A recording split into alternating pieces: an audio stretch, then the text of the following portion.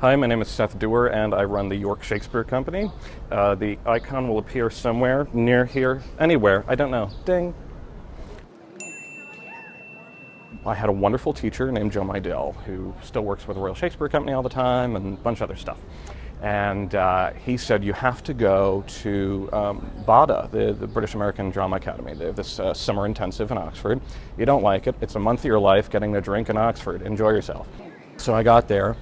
I knew nothing about this. I had done some speeches in high school. I did a little bit of Hamlet. I didn't really like that play. I still don't. Get into that another day. And then I accidentally came across Richard II, which I did like, and no one else seemed to know about. So I was like, ooh, I have this whole little play all to myself. And that was really, really fantastic for me. I'm a contrarian. I always run away from whatever's popular. So everyone else was sitting in a corner playing with Hamlet, and I was like, what else is out there? What hasn't been touched? Because I want to touch that. Things like Timon of Athens and Coriolanus. Like, what 18-year-olds looking at this stuff? So I loved it. I ate it up, and then I got to the program in Oxford, and that's where I met Bill Homewood, who's easily the most influential teacher that I've had. I've had some great ones. Bill was the one who basically blew the door wide open on Shakespeare for me. I would like to think that exploring the several thousand characters in the canon has made me more of an empath. I don't know if it's made me a Shakespearean type of an empath or like a Will Graham on Hannibal type of empath. I'm really not sure. But yeah, I would say I don't immediately jump to conclusions about anyone on site that I might have made when I was 14 or 15 or 16. You have to love human beings, especially the worser ones. I think there's a great understanding that Shakespeare's works have that maybe a lot of other playwrights won't touch. They will take someone who seems as horrible as can be, your Richard III's, your Macbeths. These people where we just slap the title of villain on them. And Shakespeare, as opposed to Marlowe, Shakespeare will actually really give them a run for their money and say, what is underneath this? So there's a great empath in Shakespeare. We rarely take the time to even begin to wonder about someone else's life, whereas Shakespeare, that's what makes the work so great. So we have to have, I think, a real curiosity in human beings. Another thing I would say is a sense of scope that is really sorely lacking.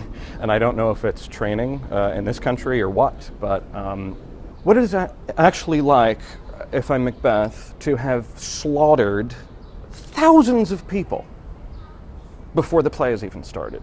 What is that actually like? And what weight does that carry? And what are you like because of it?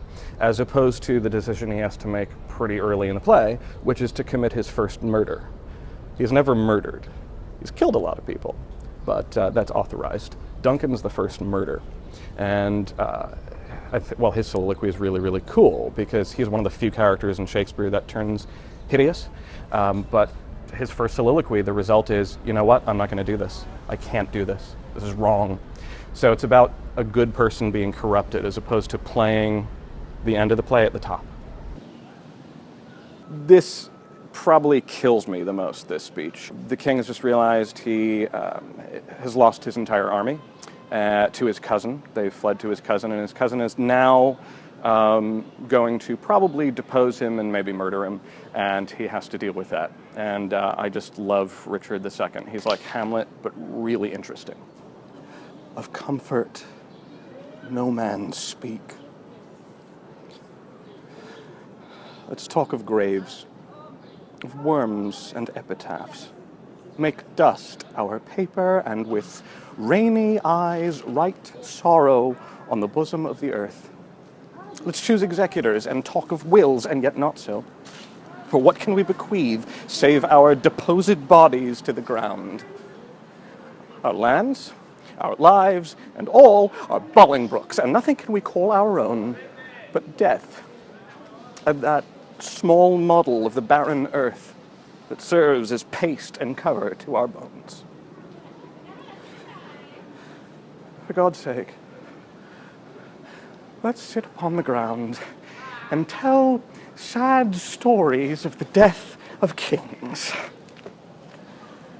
Some have been deposed, some slain in war, some haunted by the ghosts they have deposed, some poisoned by their wives, some sleeping killed, all murdered. For within the hollow crown that rounds the mortal temples of a king keeps death his court. And there the antic sits, scoffing at his state and grinning at his pomp, allowing him a breath, a little scene to monarchize, be feared, and kill with looks, infusing him with self and vain conceit, as if the flesh that walls about our life were brass impregnable. And humor thus comes at the last, and with a little pin bores through his castle walls, and farewell, king. Cover your heads, and mock not flesh and blood with solemn reverence. Throw away respect, tradition, form, and ceremonious duty, for you have but mistook me all this while. I live with bread, like you. Feel want, taste grief, need friends. Subjected thus, how can you say to me, I am a king?